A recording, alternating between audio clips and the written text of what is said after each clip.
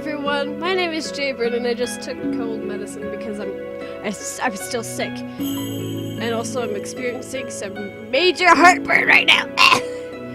I hate. It's one of the things I hate about taking pills. Is like if I swallow it just a little bit wrongly, I get heartburn, or like not a lot of liquid. It's like why? But anyway, guys, I'm planning on finishing this Rod's route. So we're gonna do that, like, right now. Yeah, we're gonna fish it up. Today is Viorka's wedding day, and also the day Rod is destined to die. Sir Mithras explained his plan briefly last night. Okay. He told me that he would have a valuable item delivered to Rod that he would need to use to break his curse. I already know where this is going. Oh, no. He further explained that it was something he would need to use after the wedding. I tried to question him further, but he disappeared before I could, saying that he needed to start his preparations. I do not completely trust him, but I am running out of time and have no choice right now. The royal family has left the palace to attend Viorka's wedding. It is unusual for the king to attend another noble's wedding, but Viorka is an exception, given that she is one of Rod's and Emmeline's best friends. Despite Sir Mithras' reassurance, I am still restless. Sir Mithras told me that everything would be alright, that Rod would not instantly die the moment Viorka got married. But why must his involvement be reserved for a time after the wedding? Why does he not act now? Someone looks like they're in a bad mood. Dolores suddenly stands before me, smirking. Her appearance shocks me so badly that I nearly drop the dishes in my hands. What impeccable timing. We've heard from the prince about Mithros. No wonder I was iffy about the man. I should have realized he was the witch. Do you know him? Yes, I do. Delora walks closer and places both of her hands on my shoulders. Listen to me, princess. I am warning you. Stay away from Mithros. Do you understand? Nice nails, by the way. I never commented on that before, but you have really nice nails. I like it. I like the color. I like the length here. Pretty nails. Anyways, that man is a sly devil. He cannot be trusted.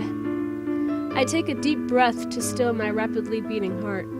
I hope I will not regret asking for his help. Princess, I need you to promise me that you will stay away from Mithros. Yes, of course. Good. For the time being, I will resume my investigation. If I'm lucky, I'll find out what Mithros hopes to accomplish. Actually, he is not in the palace right now. He went with the royal family to attend a wedding. A wedding, huh? How unusual. I can only assume he must be there at the wedding to help Rod. Well then, better make use of his absence while I can. I'll see you later, princess. Spoopy. When I am left to my own thoughts, my mind returns to the issue of Rod's curse. Sir Mithras Sir Mithras mentioned a similarity with the fairy tale, which means I may have a chance of finding out more. I decide to go to the library when I have the time to pick up the book. I am now on my way back to my quarters with the book in hand when I see Rod walking toward me from the other side. His eyes are fixed on the floor, so he does not notice me as I approach. Rod? He is still alive! My plans are foiled! He's still alive, goddammit! Alama! He's supposed to be dead! Anyways, I'm sorry. He is still alive! Does that mean Sir Mithras has succeeded? Oh, it's just you. Rod's voice still comes from Sebi. The realization instills a deep fear inside of me. He's still cursed. How much time does he have left? Much to my surprise, Rod actually smiles at me. The smile is forced, however, and does not reach his eyes. He looks crestfallen. I don't know what that means! How was the wedding? Are you alright? I'm supposed to ask how the wedding was. How was the wedding, man? How was the wedding? Yeah, okay. Yeah, I'm supposed to ask that. I quickly clamped my hand over my mouth after I asked the question. Rod just saw the person he loves getting married today. I already know how he feels. I apologize. I should not have asked that. Rod looks at me, surprised. Then, to my shock, he starts chuckling. Why are you laughing? Oh no. I have a bad feeling. You look like a criminal caught in the act of a crime. I apologize for trying to be sensitive, Your Highness. Without realizing it, I smile back at him.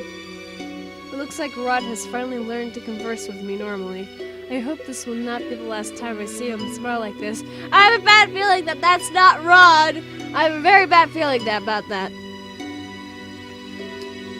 I'm tired, Jaybird. I will now retire for the night. Rod looks at me again and smiles. Oh. Okay, maybe is Rod. I'm not sure anymore! I don't know how I feel. Good night, Jaybird. Without waiting for my answer, Rod begins to walk away. I glance down at the book in my hands and slowly open up to the last page of the Little Mermaid fairy tale. I start reading from the section where the mermaid sisters explain how to get her fins back.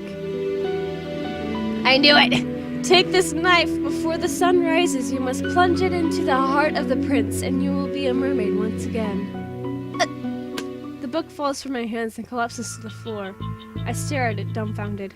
Wait, this means Ron needs to kill Viorka? Then the item that Sir Mithras mentioned earlier. Could it be the knife?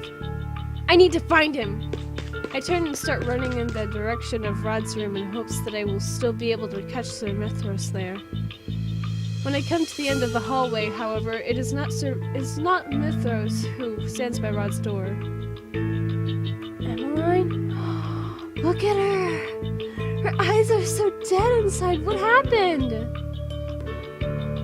Emmeline is slowly walking in the direction of the throne room. Her movements seem oddly mechanical. I rush toward her.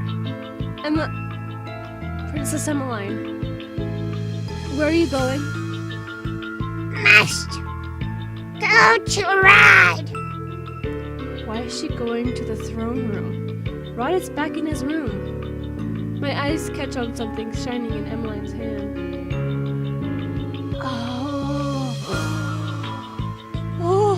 My heart nearly stops when I see that it is a knife. Emmeline, what are you?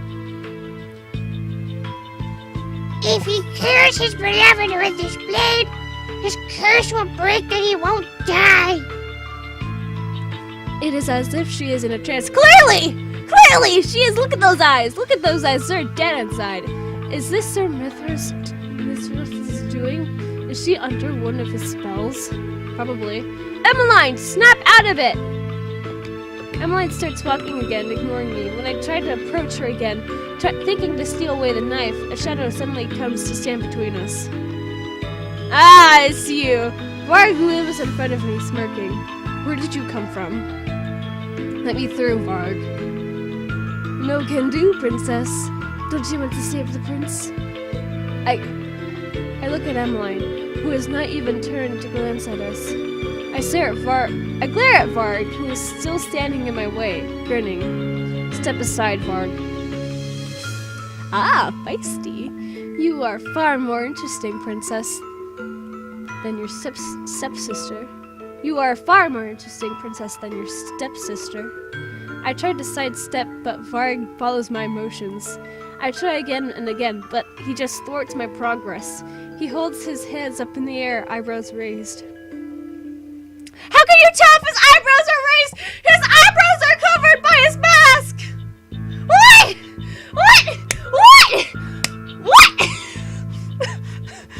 I like how that has to bother me out of everything. Tell me, what would you do if I did let you go? Would you stop him from killing the girl? Rod would never kill her. He would never do anything to harm the person he loves. He refused to do it, and he has no reason to do it now. Varg is silent for a few moments as he considers. Interesting. He steps aside and bows. Go ahead then. You are letting me go? I would like to see this play end as it may, without any strings attached. Okay. Chapter 10, The Mermaid's Voice. What? Oh, awesome. I stop in my tracks when I see Sir Mithras standing just in front of the main door to the throne room. He looks at me expectantly as I approach. Sir Mithras? Good evening, Your Highness. Good evening, Your Highness. Such a lovely night tonight, isn't it? Only half an hour left before you will turn 18. Do not forget our deal, Princess. Come midnight, and I will be requesting your aid in exchange for helping the prince break his curse. I clench my hands into tight fists. Helping the prince break his curse? Rod killing someone is not what I wanted. Sir Mithras puts a finger to his lips. You wouldn't want to attract the attention of the knights, would you? There would be quite a bit of explaining to do then. I glare at him, then take a deep breath and lower my voice. You did not tell me that breaking Rod's curse meant killing someone. Oh? But I am only honoring my end of the deal. Perhaps you should have done your research before agreeing. The grin on his lips never wavers, but I can see the amusement in his eyes. I relied entirely on the story Emmeline told me, and that was my biggest mistake. I should have read the full fairy tale. But now it seems you finally know the full story of the prince's fairy tale, To break his curse, Prince Rod must kill his beloved with the knife his sister has brought him, just like in the fairy tale. Sir Mithras continues to smile at me. I realize that he is speaking slowly, like one might speak to a child. So condescending. No. Wait. I start to realize that Sir Mithras is purposely drawing out this conversation to stall me. I need to go. Mithras does not stop me when I slide past him to open the doors to the throne room. The first thing I see when I enter the throne room is Rod. Oh my god, my nose is dying. Give me a minute.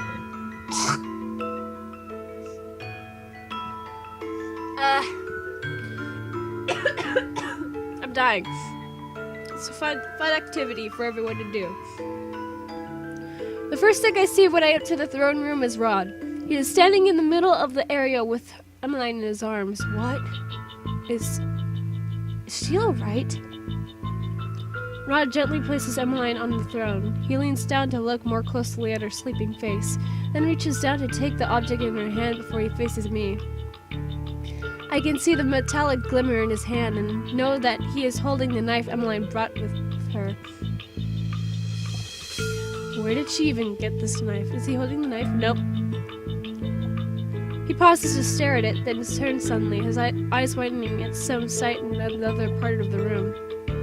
I follow his gaze to the corner of the room where Viorica floats in midair. Her eyes are closed and her hands clasped as if she is just sleeping. Viorica, but how... Such a pleasant surprise, isn't it?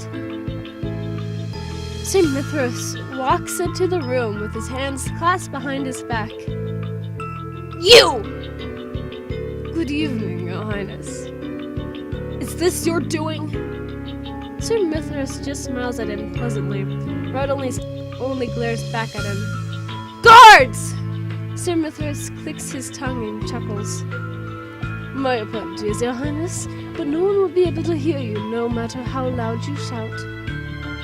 Not even your witch friend will hear anything through my magic. He knows some words here. I glance around the room and notice that Sir Mithras has created his silent green barrier. This is the same magic he used yesterday. Now, let us get back to the matter at hand. You are running out of time, Prince Rod. It would be a shame to see you perish here after the princess went through the trouble of asking me to save her life. Jaybird, what is he talking about? The princess didn't want you to die, so she asked me to help break your curse. Sir Mithras spreads his arms, gesturing toward both Emmeline and Viorka. And so I have been kind enough to set the stage and gather its actors for what I hope to be a wonderful finale. I can't help but wonder how this fairy tale will end. Why would you do this, Jaybird? I did not know it meant killing Viorka, I swear! That is why I came here, to stop you. I told you so many times that there was nothing you could do to help me, and yet you still refuse to listen to me. Because I refuse to let you die! Can you not see that you are important to me, Rod? Oh my, what a scandal! Oh my! I'm sorry, I'm dying. Ugh.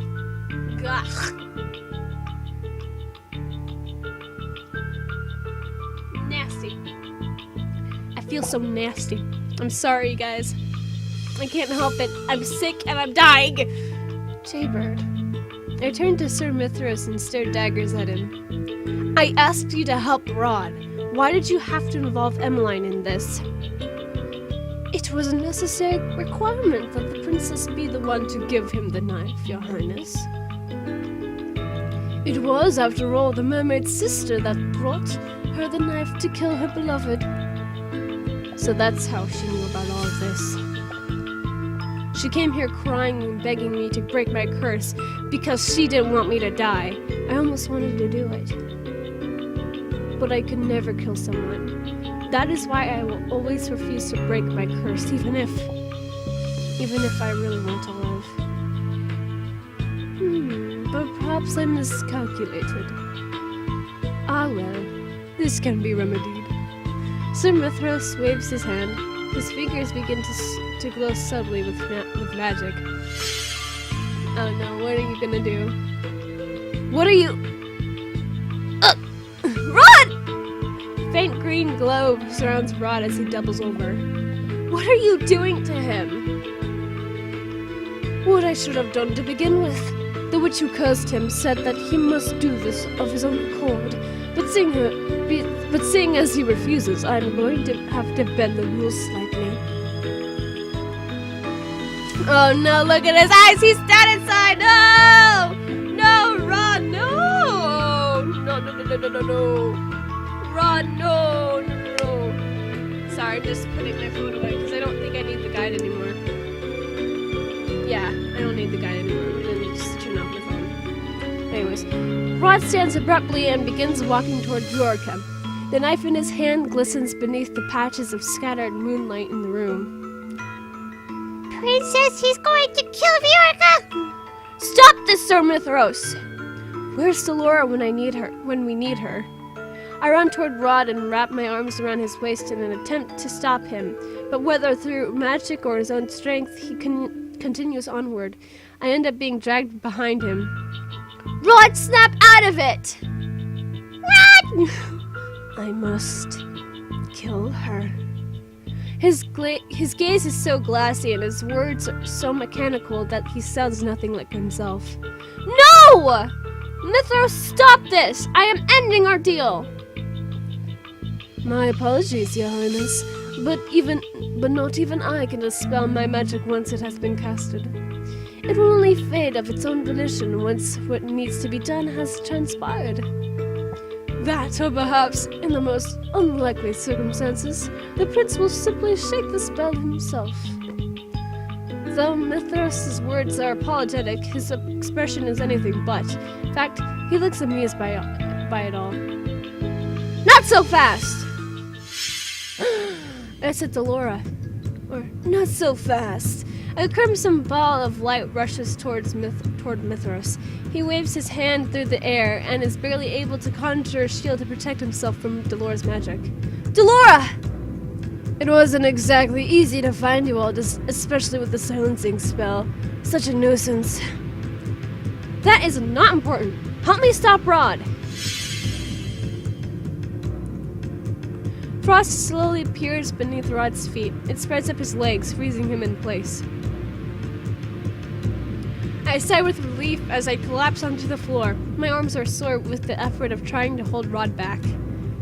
Mithras clicks his tongue as he faces Delora. I don't believe you invited to this play, traitor. So intense. Light gathers around Mithras' hand. Moments later, he releases the energy toward her. Delora, in turn, conjures a barrier, successfully protecting herself from Mithras' magic. I always did fancy myself a party crutch. I'm sorry. I always did fancy myself a party crusher. Still, to think that you were alive this whole time. Myth?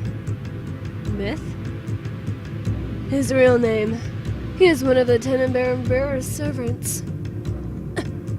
This person was my mother's servant? Obviously.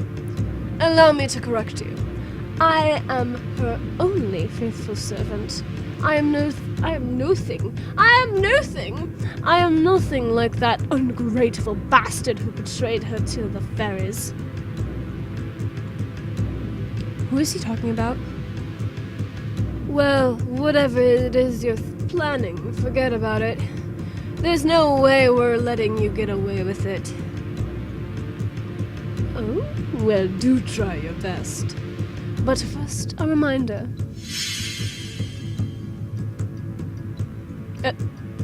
I am the superior witch here.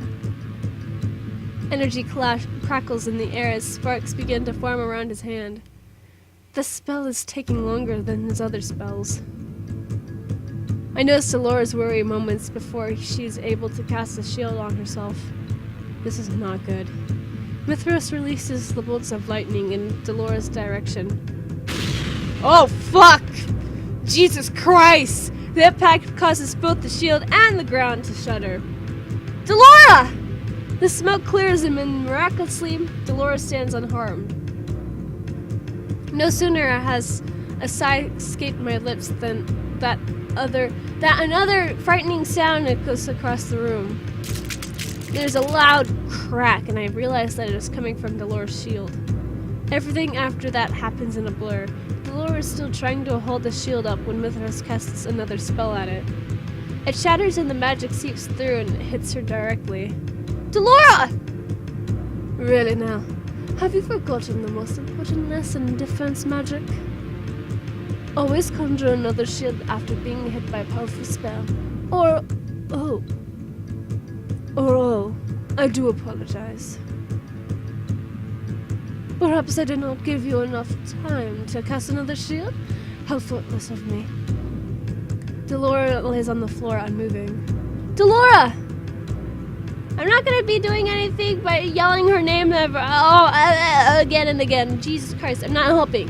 I am about to rush to her side when Mithras moves to stand in front of me with a malicious grin on his face. It will do you no good to be in denial, princess. How could you?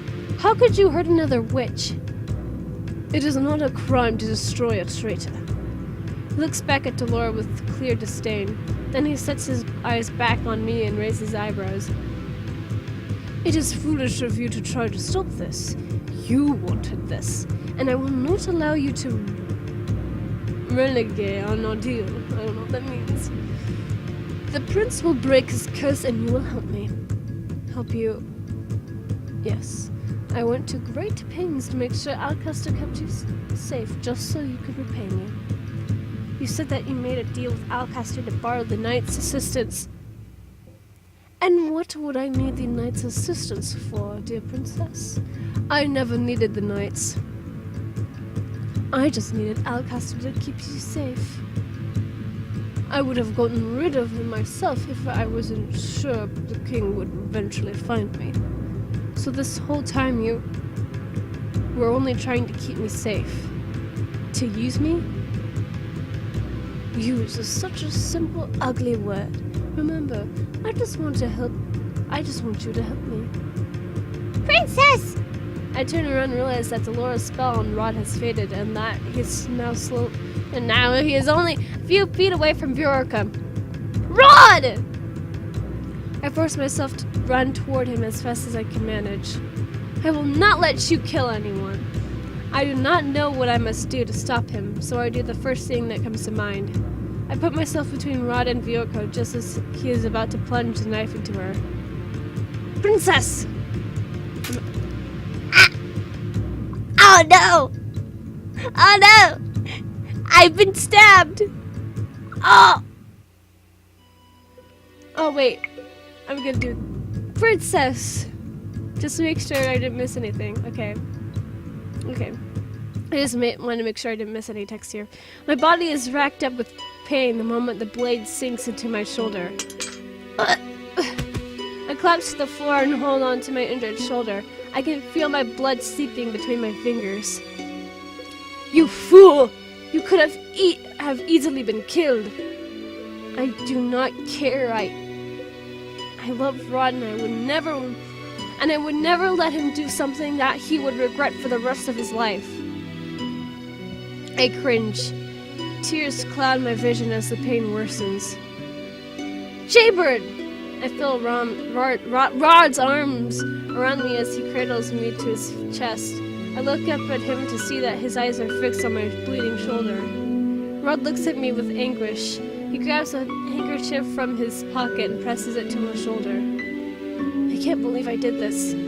I stare at Chuck as his lips move. It is not Sebi speaking, but him. Your voice. You broke your curse. But how? A bright light envelops us, and for a few moments I have to close my eyes against its brightness. I reach out to grab at my necklace, but it is gone. I open my eyes in panic, but the necklace is definitely not there. Jaybird. The glass slippers. I glance down to see a pair of smooth glass slippers on my feet. Hey! You broke your curse by breaking mine. I hear the sound of shattering glass and turn to see Mithras staring at a broken vial. What is that? Frost has begun to form on his feet and is now spreading up his legs. What is happening? Always have a backup, as they say. Seems like you're the one who forgot the basics of combat. Never turn your back on an opponent unless you're sure that they're dead. Your bloated ego does wonders in turning the tide of battle. Dolores knelt back on her feet and walking towards Mithras. She dusts off her dress as she moves. Dolores is unharmed? You, but how? Did you really think I'd forget to conjure another shield? The frost has now made its way up to Mithras' neck. Inconceivable! A lowly witch like you could never cast this powerful a spell. Dolores gestures at the glass shards on the floor. That's where Parfait's new special potion comes handy. It makes my magic more powerful. The second most basic lesson is to never underestimate your opponent. Looks like you were the terrible people. Mithras opens his mouth to speak, or perhaps to scream, but by the time he opens his mouth, the frost has completely devoured him, leaving him nothing but an icy sculpture. Dolores, Jaybird is... Has her bleeding stopped? I think so. I cannot make out what they say after that. My world starts spinning and everything starts to blur, so I close my eyes. I feel Dolores' hand on my forehead. The warmth relaxes me somewhat. We got you, princess. Hang in there, Jaybird. My body becomes heavier by the second as I lean my head against Rod's chest. And then I feel myself falling into never-ending darkness. Oh. Well, it did end. When I open my eyes, the first thing I see are the soft rays of sunlight seeping through the window. I am in my own room. I attempt to sit up and cringe when I feel sharp pain in my shoulder. I reach out to touch it, only to realize that it has been neatly bandaged. Despite the injury, my body feels oddly light, stronger than it even was before. I remember I placed myself in front of Yorka to stop Rod from hurting her. But where did this energy come from? The door opens and Emmeline walks in with a tray of food in her hands. She stops when she realizes that I am staring at her and nearly drops the tray in her rush to stand beside me. Jaybird, you're finally awake! I was so worried about you. I'm so sorry. This was all my fault. What are you talking about? It was mine, not yours. I remember bringing the knife to Rod, but I can't remember much of what happened before or after that. Just that when I woke up in the throne room, I saw that you were breathing in Rod's arms. I thought you were going to. The rest of Emmeline's words break to pieces as she begins to cry. I'm so sorry for forgetting about you. I made you work too hard while you were my personal maiden. I shake my head with a sigh. It was not your fault I was cursed, Emmeline. But I look at her tear-stained face. She was not at fault, yet here she's crying. She really is a good person. I spread my arms. Jaybird, I turned away, suddenly embarrassed. You looked like you needed a hug.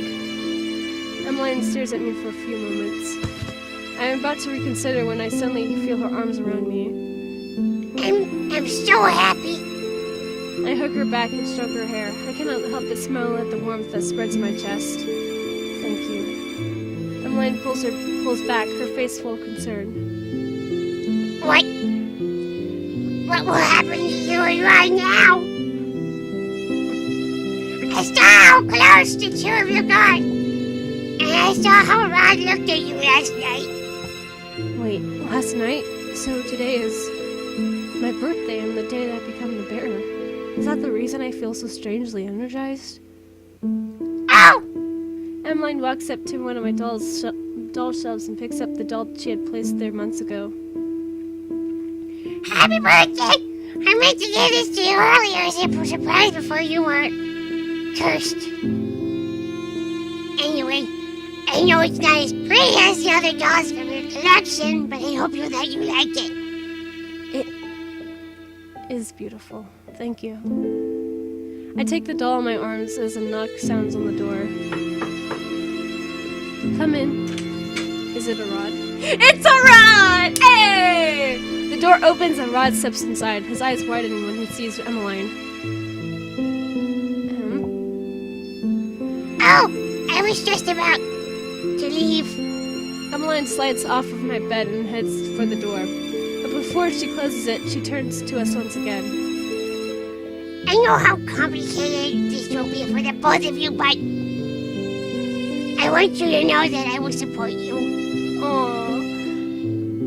Some of my lips are sealed. Emmeline winks before finally closing the door behind her.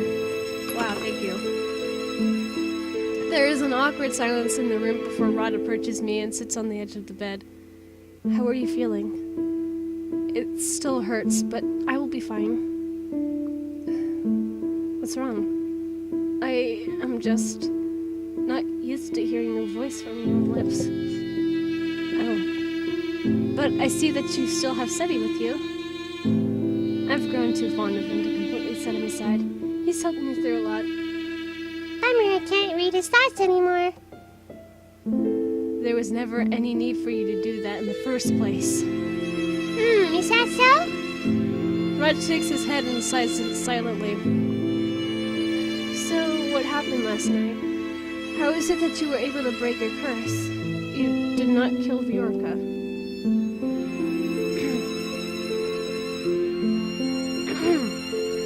In the original fairy tale, the Little Mermaid could retain her humanity only if the prince swapped her back. Though it never happens in the fairy tale, it is still an element of her curse. But still, because the prince never fell in love with her, the only way for the mermaid to live was to kill him.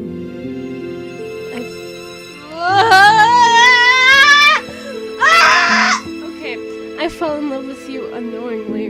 When you told me you loved me as well last night, that broke my curse. Wow, okay! I thought it was gonna be something else, like in his head, like when he was under the trance, maybe he still like saw himself killing Viorica when he stabbed me in the shoulder.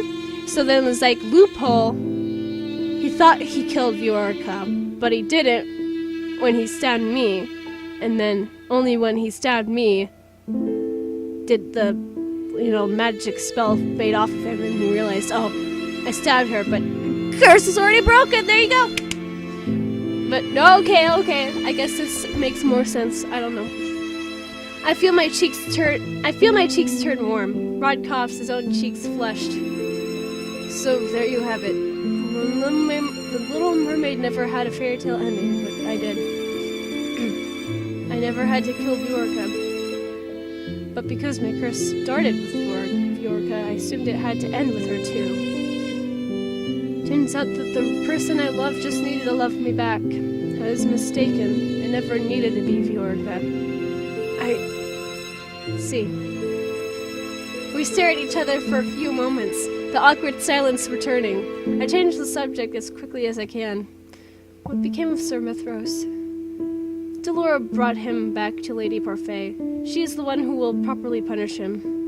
And what of Viorica? Delora returned her to her home yesterday. She does not remember anything that happened. Everything is back to how it was then? You were back to being my stepbrother? I cannot help but feel crestfallen at this truth. Blood binds, but so do sibling bonds. Rod and I can never have what either of us want. I don't want to forget these feelings I have for you, Jaybird. Oh my god. What is this? If I had never made that deal with the witch, then maybe we might have actually been able to be together. But had you not been cursed, our paths never would have crossed. I reach for Rod's hand. He laces his fingers through mine with a small smile. No! No! Yes! Okay. I will accept this. Oh god. I love you, Rod. I love you too. But Rod leans forward and kisses my cheek. I know. 1 month later. Oh. This is gonna be interesting. Ever since I broke my curse and became the new Cinderella bearer, I have been training under Parfait and Delora so that I can learn to control my newfound powers. I never wanted this responsibility, but it is a burden I was born into. It is necessary I help maintain the balance between light and dark that has been missing for so long. Now that I am the new Cinderella bearer, Parfait wants the two of us to work together in maintaining that peace. Oh, hey, I'm back in my original getup. I do not wish to cause any pain or suffering to the people, especially to the people whom I cherish. Sometimes I still wonder what Sir Mithras wanted me to do for him, but that is not important anymore. I still have much to learn, but right now, as the new bearer, my priority is to get rid of the fairy tale curse once and for all. For the time being, everyone at the margin waits patiently for the day that I will learn to lift their curses. Since everything transpired, my relationship with Ophelia and Emmeline has improved. Emmeline is fond of calling me the best sister, even though I am the only one she has. My relationship with the king, however, has yet to be mended. I am doing my best to open up to him and to give him a chance, but the efforts are going slow. I do not ask why he acted the way that he did in the past, but I know that in order to move forward, I must let go of the past. It is finally time. I've been waiting for this all day. I head back into my room to change my dress into something less conspicuous.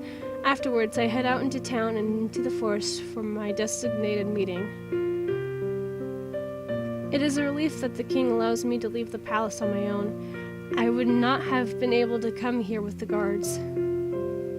I guess me being Lieutenant Bearer puts him at ease. If the title reassures him and allows me to come out here on my own to meet Rod, then I am not complaining.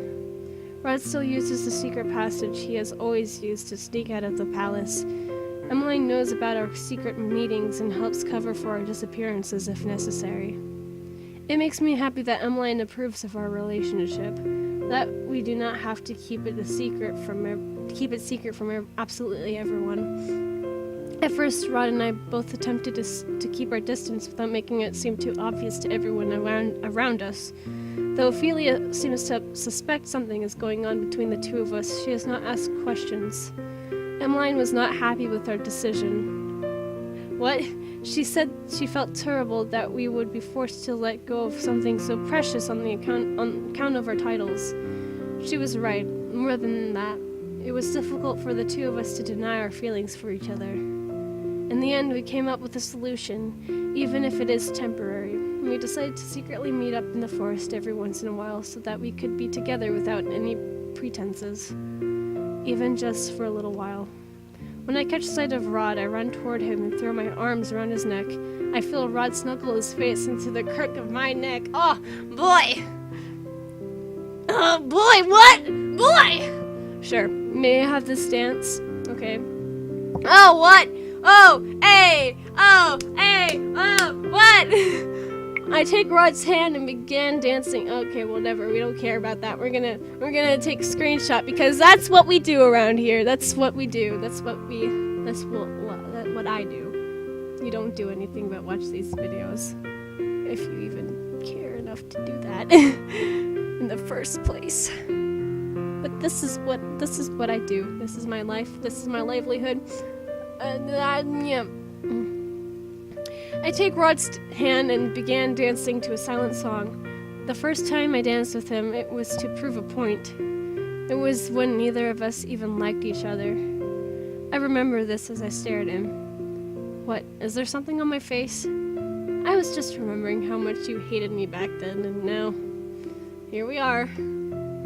Fate sure loves to toy with us. I smell at Rod. Just for a little longer. I want to be by his side. Oh, I do not know how long we can keep this up, but every day I wish for the same thing. I wish that I can live my life openly loving Rod. Aw, I wonder, would that dream ever be possible?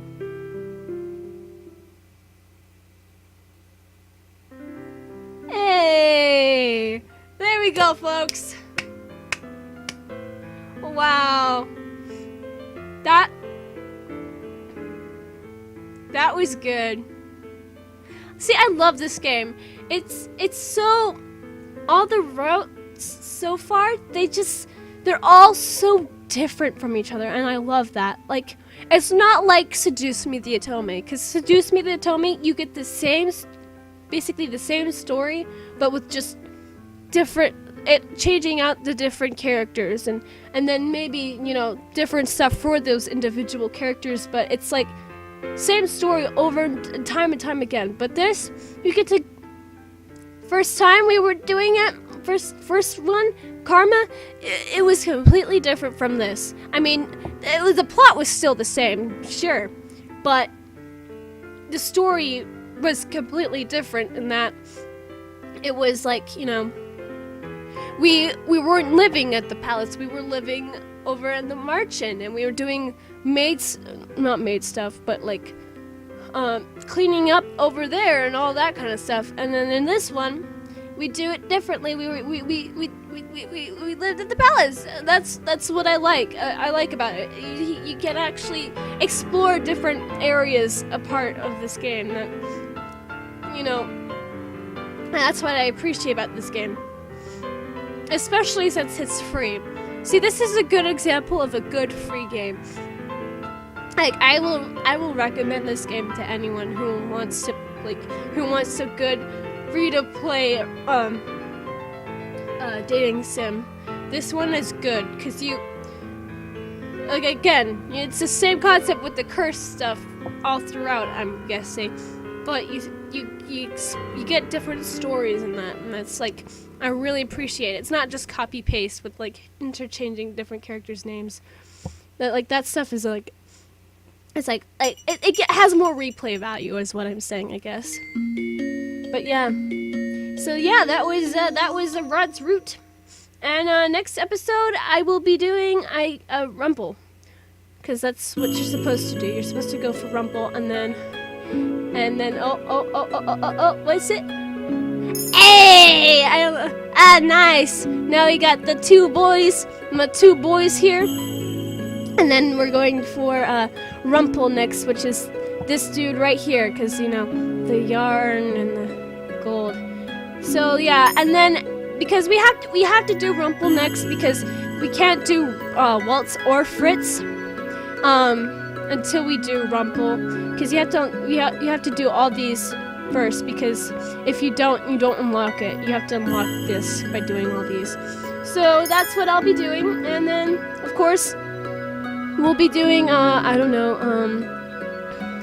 let's do Fritz next, because then like 2, and then we'll finally do Waltz. Or at least that's what I want to do. But anyways, if you guys enjoyed this episode of Cinderella Phenomenon and are excited for, the next episode of Cinderella Phenomenon, leave a like down below, leave a comment down below, share it with your friends, subscribe if you haven't, ring that notification bell, and remember, die safely. Bye-bye!